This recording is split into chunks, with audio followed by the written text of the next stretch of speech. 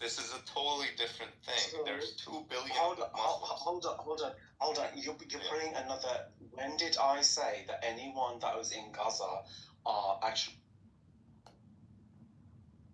And it's not. The world is bigger than fucking New York City. A lot of you motherfuckers probably never even left out of New York City.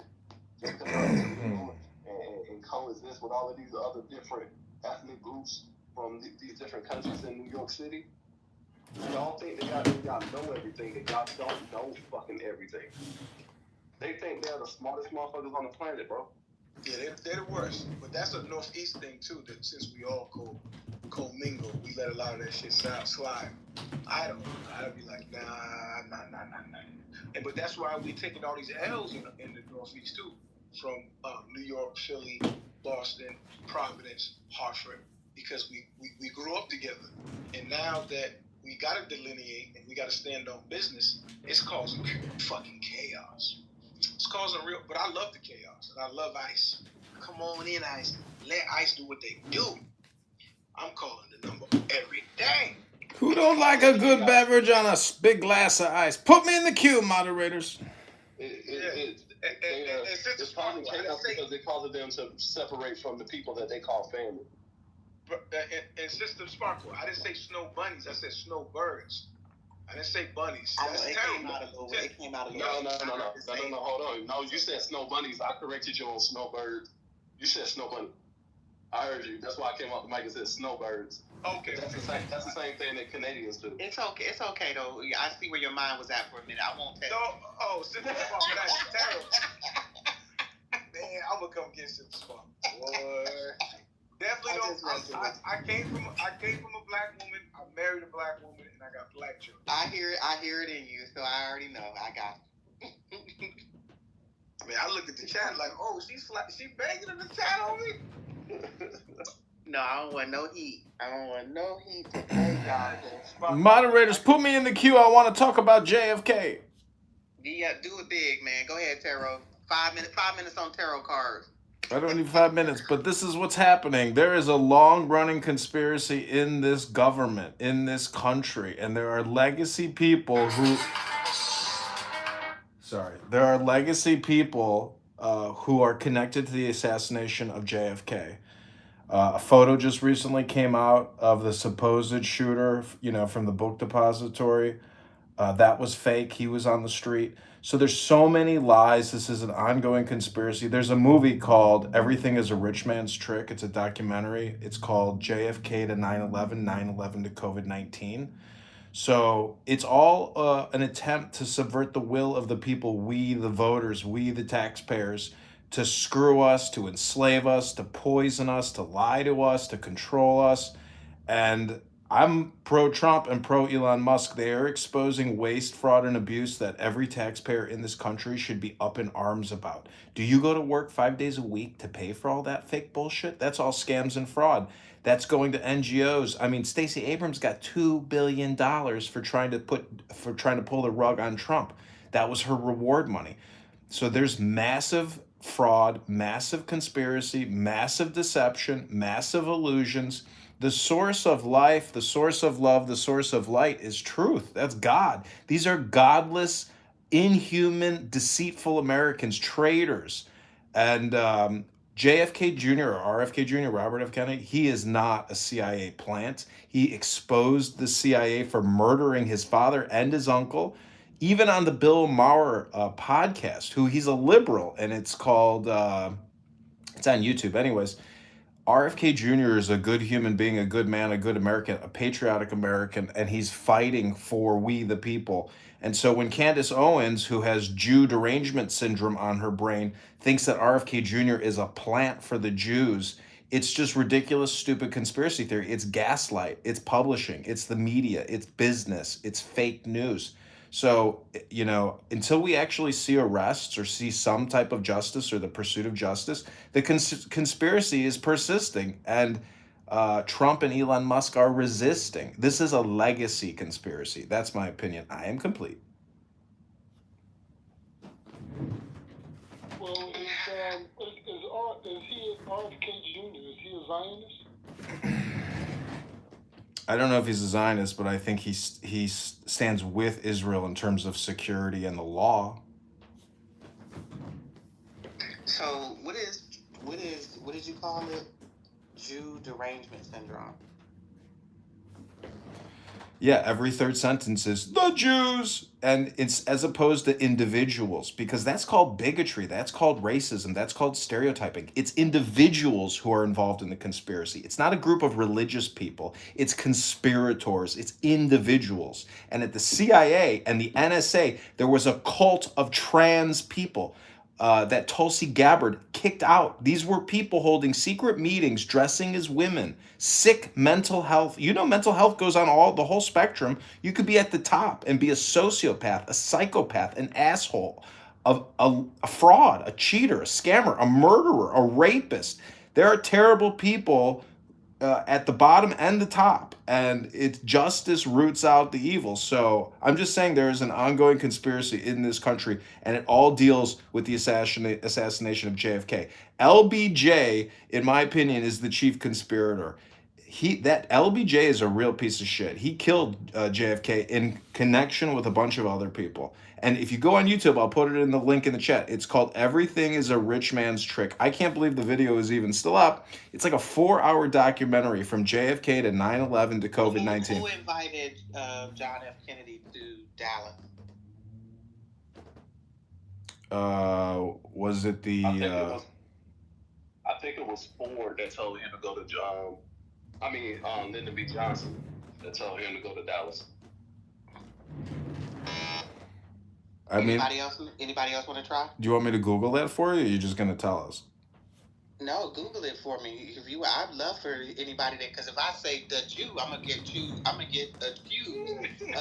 having Jew derangement syndrome. JDS. See, there's no such thing as Jew or the Jews. There's somebody named Tom. There's somebody named Dick, Sally, Harry. But if you're gonna say the Jews, you're a low IQ hypnotist. I like what you just said. You said there's no such thing as the Jew. You said that. Are you gonna stand by? No, I'm saying when you go to court, and you go to trial, does the jury convict the Jews, or do they convict somebody named Dick, Tom, Sally, Harry? It's called derangement syndrome. I want to be clear. There's no such thing as the Jew, right? It's a word. Okay, listen, let me Google this for you, okay? I'm not your Google. I'm giving you my opinion, and I'm done with your Q&A. I'm complete, everybody. Thank you all very little. We'll call you. Don't call us.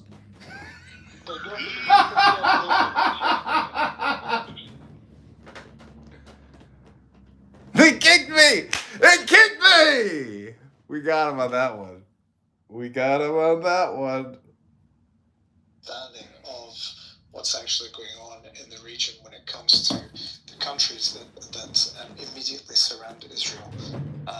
Having spent a lot of time in the IDF and in Israel as a citizen of the country, I can tell you that your kumbaya vision of what could be is just nonsense. We are faced in Israel with an existential threat from Iran, the proxies, and these Palestinians, so-called Palestinian people, who are and have voted for Hamas in the past, who continue to support Hamas. Over 75% of the Palestinians would want to see this happen again. They want to see Israel in the sea. And it's actually very, very sad that you trying to lecture Israelis and Jews here. Okay, am I trying to lecture you? We're having a conversation. Well, if you let me finish my point, that would be very nice of you also. I don't know if your mother taught you manners, but when somebody's speaking, you don't interrupt. There you go, you're going to interrupt again.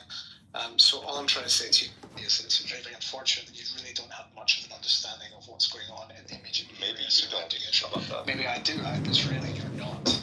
I've served Just in the because you IDF. have an Israeli, you're an expert in Middle East affairs. Well, when people live in Israel, I think they're a little bit brighter. When did I say Israel isn't facing an existential threat? Did I ever say that? Listen, again, you're not listening to me because you just interrupt half sentence. But on you go, you talk to yourself, man. Okay. All I said was if you want to push people to Egypt, you might start another conflict, which is true. Good afternoon, moderators. Please put me in the queue.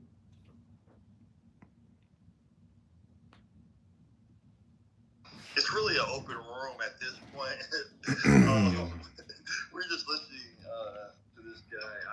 I'm trying to be like a solid argument. I'm just hearing the same Palestinian arguments. That I'm just really trying to listen, like, because when this war started, I remember I said the first thing, okay, what are we gonna do after it's over? We got a group of people from Israel that want to create a hotel. We have some people in Palestine who want to rebuild their houses, which isn't realistic because that's what they do every time, and it never works. And then we have people in between that have no answers. And that's where we've been for since October 7th. And we still have a bunch of hostages that are not given back yet. So it's like we have to deal with all of these issues, but let's take Israel out of it, which is very hard to do in this situation. But let's try to take Israel out of it. What's going to happen with the region? Because the whole world sees this as a problem. And that's one thing I like about the younger generation. They try to solve some of the problems with the world. And what are we going to do? Yakov, it's the same thing all around the world. What's happening in Iraq right now? What's happening in Afghanistan right now? It's a cessation of hostilities. There's no conflict. There's no war. People are going back to work. People are building. People are working. People are saving. That's what happens. It's a cessation of hostilities. And justice is being metered out. Justice is being pursued. These terrorists are being put in the grave where these murderers belong. It's called the pursuit of justice. Okay, that's fair. But what about just because you kill somebody or arrest somebody, you don't destroy an ideology overnight. If that ideology is still in the region, what are you going to do about that? Listen, there's a terrible ideology in this world. That's not the only one. And the pursuit of justice is what conquers all these bullshit ideologies that persist. It's not even an ideology. It's propaganda. It's hypnosis. It's manipulation. It's control. I went to Israel in 2002, I think. And when I came back, I came across the Palestinian Media Watch organization, and they had been filming Palestinian media and documenting the propaganda and the brain control about Shahada and dying and killing Jews. It's so sick and so bizarre. It's like the Disneyland of bizarre, neo-Nazism and murderous propaganda. It's very sick, and but it's coming to an end, and it's pretty much coming to an end because bad ideas always come to a bad end, and this is what has happened. I mean, the Palestinian leadership launched them into an apocalypse. They were trying to create a world war. They were trying to get multiple fronts to attack Israel and overwhelm, and they failed. And as a result, they're reaping the consequences. And this is just as if you made a bad decision in your life and a spirit of folly or a spirit of evil went into your planning and your actions. They were having bad thoughts, they committed bad actions, and now they're experiencing the bad outcome. That's the law. That's reality.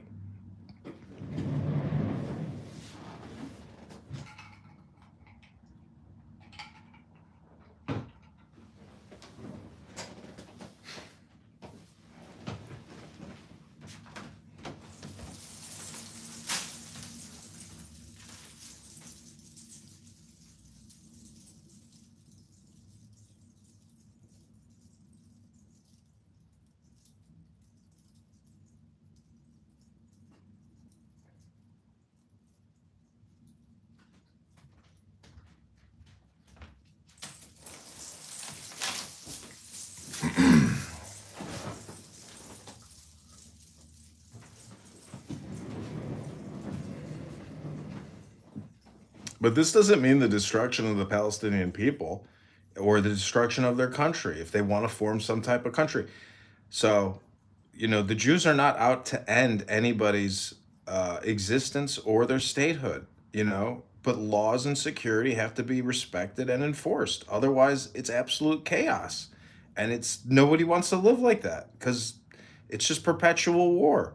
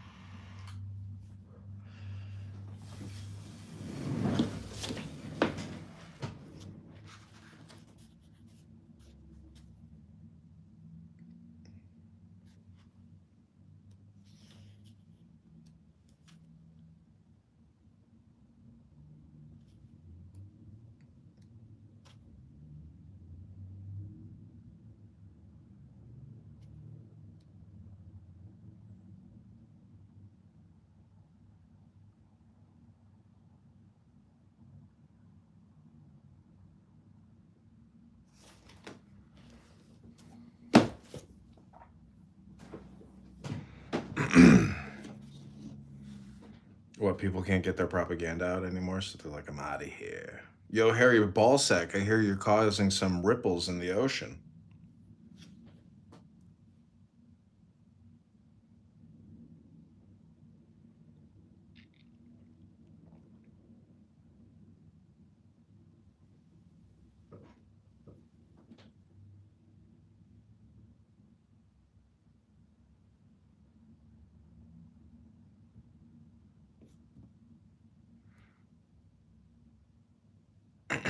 Oh, Dr. Caleb is here. Dr. Caleb, I'm reading this book, Tanya, the masterpiece of Hasidic wisdom, and every single time I read it, I'm just like blown away at how amazing it is, how much awe it creates, and then also how much I realize that I don't really realize much, or that I don't know much, because I forget it. But it's an incredible book. If you can get a copy, it's like $20, but it's interesting. Yeah.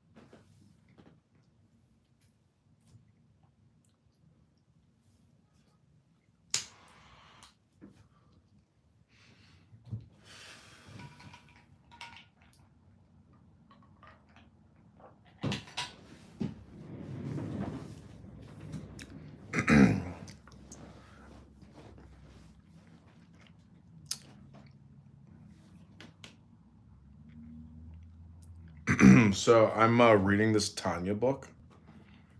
I'm gonna create a new room. If you guys want to come to my new room, I'm gonna read this Tanya book. It's called 10 Minutes of Tanya, and I'm recording YouTube videos. It's basically a meditation. I can read one or two here before I create the room, but we have somebody on my YouTube saying Free Palestine. Somebody told me not to smoke so much weed. Okay, this is Tanya, masterpiece of Hasidic wisdom.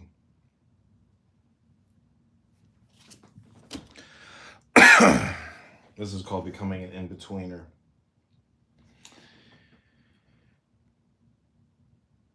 You don't want me to read?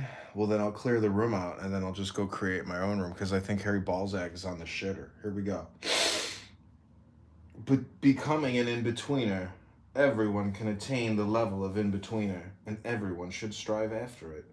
You can achieve the level of in-betweener at any moment, for it does not require you to despise your passions, only to control your actions, to turn from evil and do good, in your deeds, speech, and thought.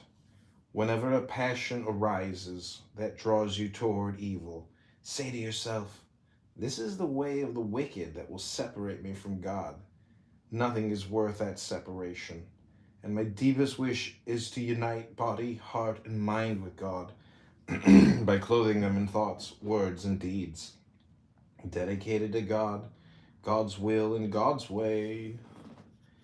Isaiah 59:2. Sin strengthens your sense of alienation from the whole and excuses exploitation of the other. Nefesh, Ruach, Neshama, body, heart, and mind. The three garments, God, Torah, and Mitzvot. Becoming an in-betweener. Okay, I'm going to do one more. This is all being put on YouTube right now, by the way. Hope you're enjoying it.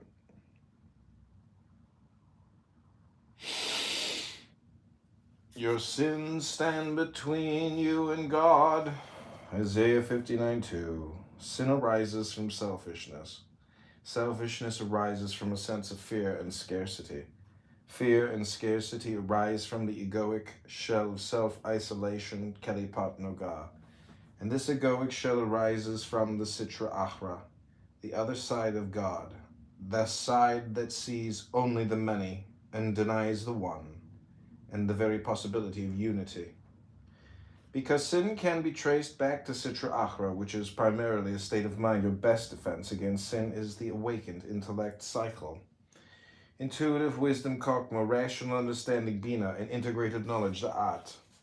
One way to awaken the intellect is to remind yourself whenever selfish passions arise that they can only lead away from God, when in fact your deepest longing is for union with God. With this in mind, your thoughts will be directed toward God. Your words will be words of Torah, and your deeds will be acts of godliness.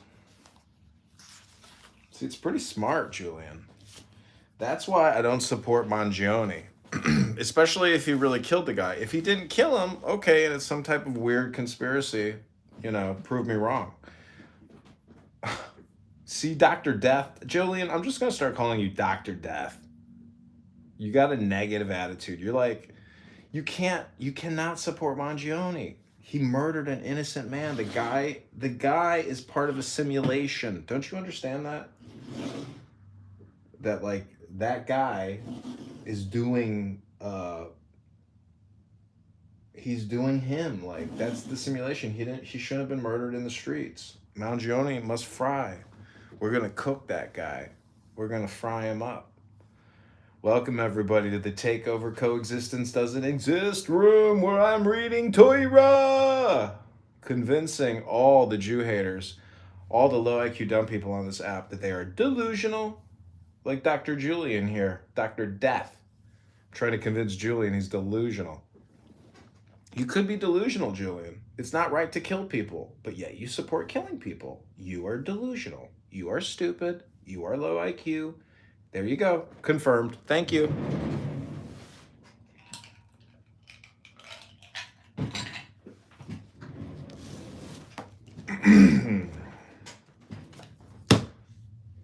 I hate calling people delusional because it's like everything is projection. So it makes me wonder, what are my delusions? I don't think I have any because I'm just reading a book that I didn't write. So this is called Serving God. And you will return and see the difference between the righteous and the wicked, between those who serve God and those who serve God not. There are two types of in-betweener, those who serve God and those who do not serve God. Those who do not serve God are not wicked, Admin. but merely I passionless. came on stage. I forgot I had access. So yeah, you support killing people too. You just have a different opinion who should be killed. So That's not true. I don't support killing anybody. What are you talking about? That's your opinion projecting on me. I do not support killing anyone. I don't. If you're a Zionist, you do to an extent. No, I don't. See, war is. So are you a Zionist, or am I just like assuming that? I don't understand the term Zionist. Like, how do you define it? Because I think every country is Zionist. Do you consider yourself one? I consider myself an American, and I consider America Zionist in the philosophy, but not in terms of Zionism, but like in terms of, see, this is what I'm trying to get you to understand, is that we are living in a beehive called the earth. And in that honeycomb, there's multiple hives. Everyone is serving a fascist government. I have this book, it's called like Reprogramming Yourself or Reconditioning Yourself. Technically, every major city on the planet is serving a fascist government. So the point is, every country is Zionist, because Zionism is, in your opinion, is fascism. So thus, in my opinion, every single major city-state and every major government on the planet is technically fascist. There's no wealth redistribution. There's no minimum basic income. The governments don't support art or freedom of expression or theater or poetry or anything like that. They do in limited amounts with grants, but the point is, you would imagine that generational wealth would basically would eventually allow multiple countries to stop working. You see what I'm saying? Like in the industrial sense, but like in terms of the information technology economy, technically that's like what's happening amongst all these honeycombs is the countries that are able to make energy and communication essentially free, they allow that population to basically import everything. So, I don't know what kind of work you do, but if we were to go to some farm in Mexico or California or Arizona or somewhere and like see the people working, they're mostly indigenous. So, um, the whole point is that Mangione must fry because at $40 trillion, if we don't start saving money in our capital punishment industrial complex, it's not an authentic Doge. We've got to Doge everything. We've got to Doge everything. Everything has to be Doged. At 40 trillion, there's no turning back. Because imagine how hard we would have to work to even get back to even and then have a surplus, which is what a lot of countries have. So America, in my opinion, is going to go hyper fascist, and it's all going to be in an attempt to pay the debt. Like that's the consequences of hyperfascism. Just look at Germany in 1939. So that's his America is history repeating itself, but the American way. This isn't Germany in 1929. Despite the fact that now two Germans are in control of the United States government. I mean, people don't ever say that, but Trump and Elon are technically two Germans now in charge of the world's largest empire, which is amazing. Trump isn't even his real last name. It's Drumpf. So, I don't know. I mean, from an American perspective, when Elon says that this is a revolution, you could say it's like a coup d'etat. But it's all legal. And Julian, this is thus why Dr. Mangione's gonna fry. Trust me, they're gonna make an example of him to all of these young people. Fuck around and find out. Death by firing squad. Bah, bah, bah, bah, bah! Just a couple shots. That's all it's gonna take, and then he's dead. And then they bury the body or they burn it, and he's gone, as if he never existed. And that poor guy who had a wife and kids, who was just living his life, going out for a jog, trying to enjoy the fresh air in Central Park, who had his head blown off by a murderer, a piece of shit that you support, that you have some kind of imaginary, delusional, emotional connection No to. conviction yet. You are a delusional young person who has an emotional connection to this No, freak show murderer. No conviction yet. He ruined his life. That's the point. You kill someone, you ruin your life. That's the point. You're done. Now you're an enemy of the law. We'll see if that's Just true. sheriffs and bounty hunters and There's justice, no conviction those yet. who seek justice. The trial hasn't even started. The point is, this is a conversation between me and you, which is really my advice to you, which is don't support murdering people, because that's your sentiment. That's your ethos pathos. That's your projection. That's what you say. So you're delusional. I don't support murder. But at the end of the day, people would excuse what they perceive as murder if it aligns with their never mind. You got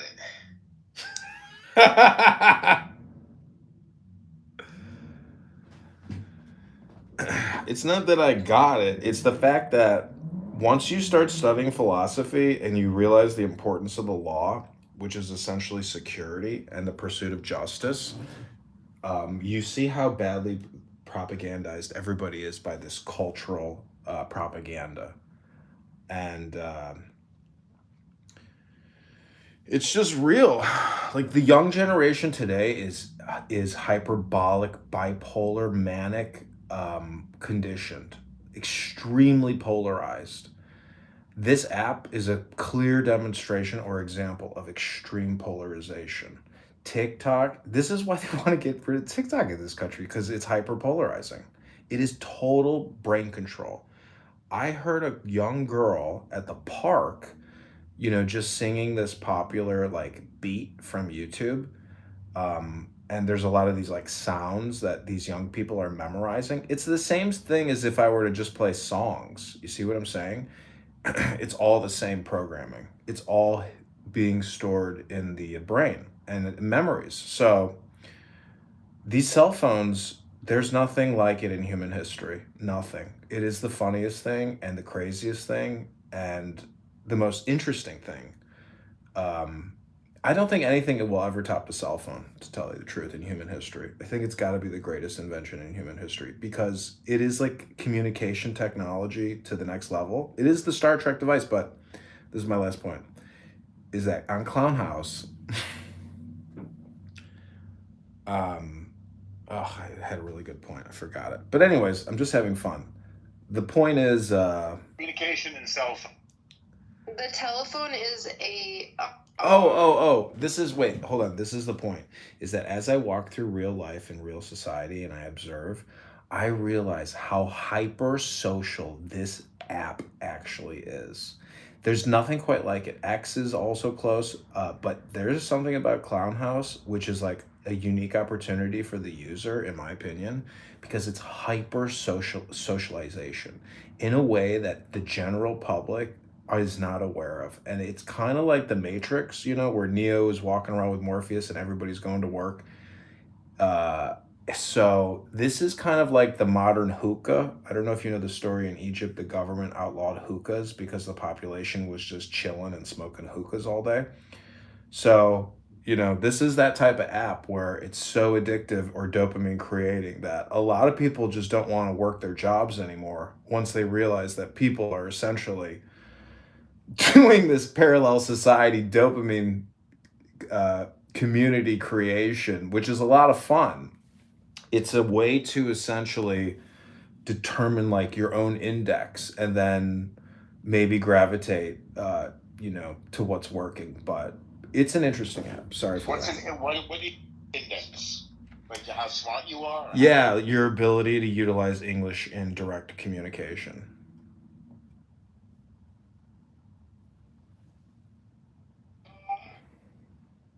So if people weren't programmed, what would they be if they weren't conditioned or programmed? I don't know. I have a video of Chicago in the 1930s during the Depression, and kids are leaving school and having fun and playing games, but there's no cell phones. So, like, the cell phone is just like an external implant in all of our minds, and especially in these young people. Um, so I don't know. I think because the programming is so algorithmic and it's so negative, it's like having the newspaper injected in your brain every day.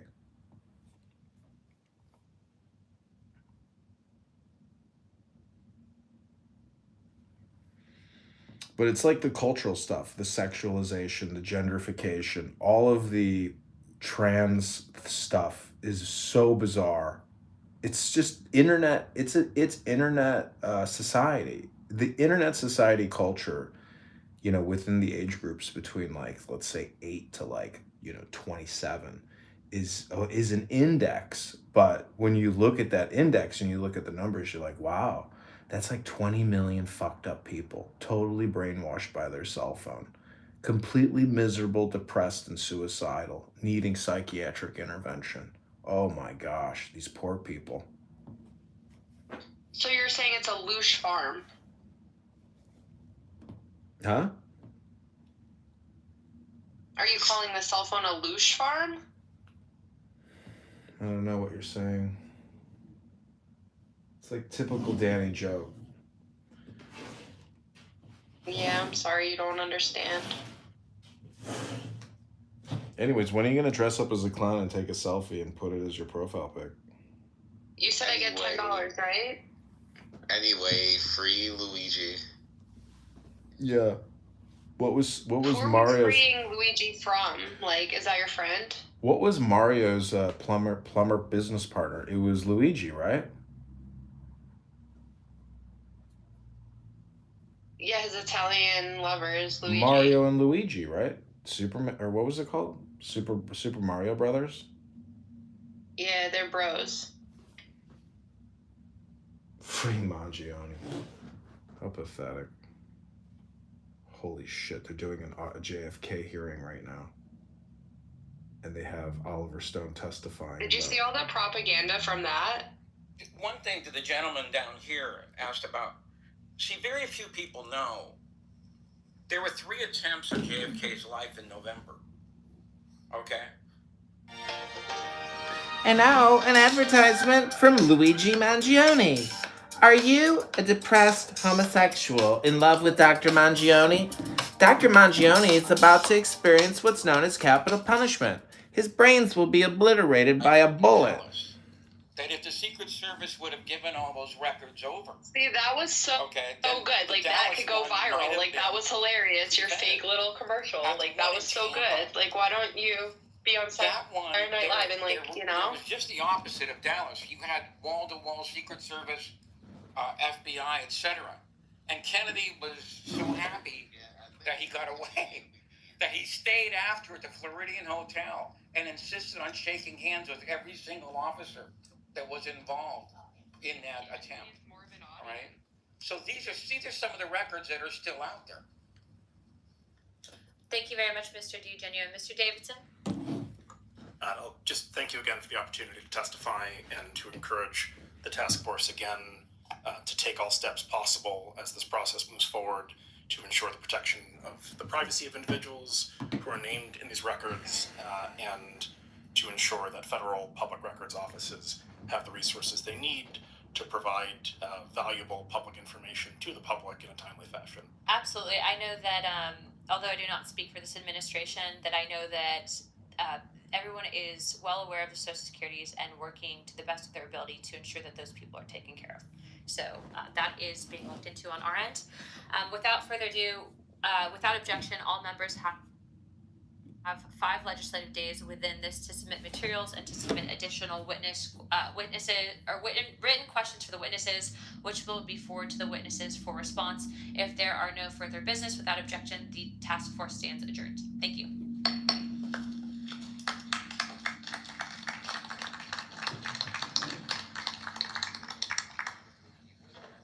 For our eyes, and they are doing this in real time with regards to the Epstein list, which the government still has not released today, and the American people deserve to know who rich and powerful is on that list and who the government is covering. Regards to the Epstein, cover it up, try to cover from him. We were lied to about drones just in the last few months.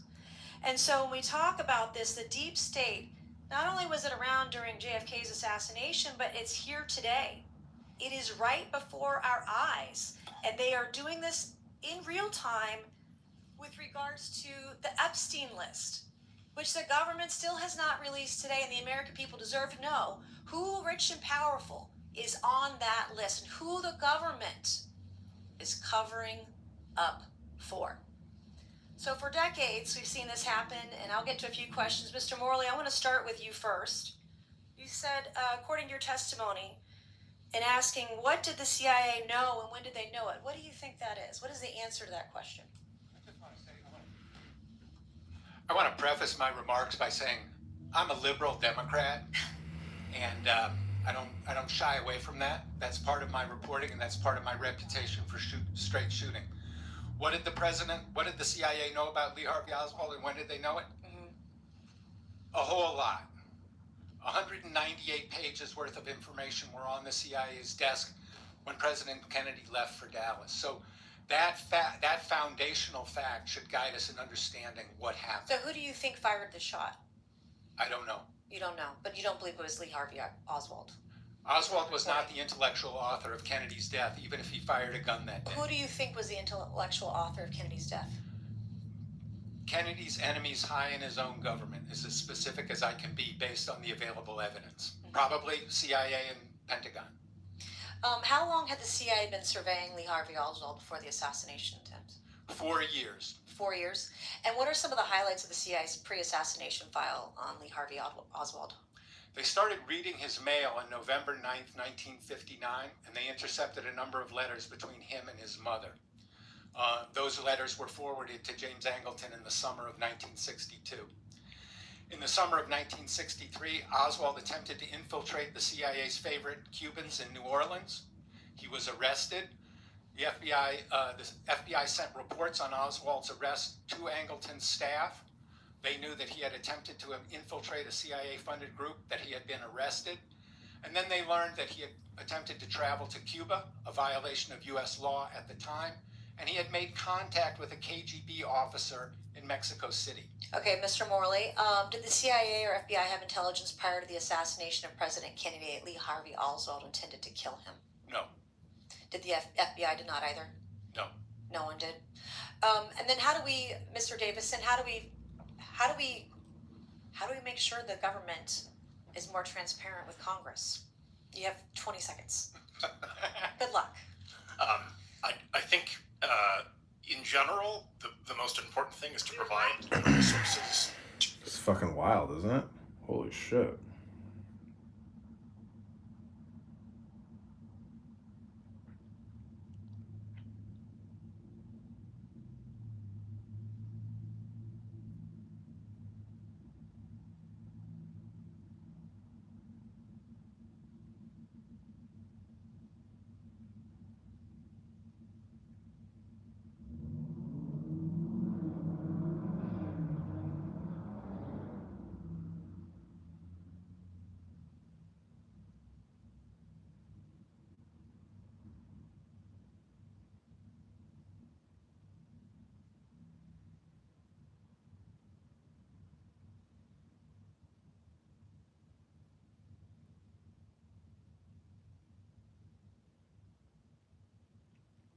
So this is kind of a long video that I'm going to dissect.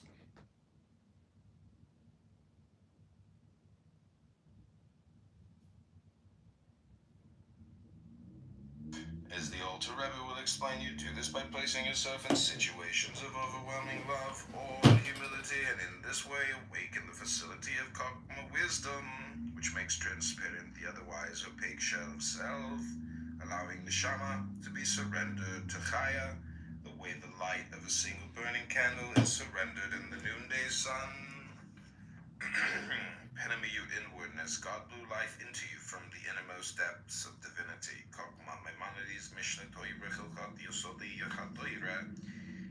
The inclination towards selflessness is a part of God above, as it is written, and he blew into his nostrils the breath of life. Blowing comes from the innermost depths of your being, so your very life, your innermost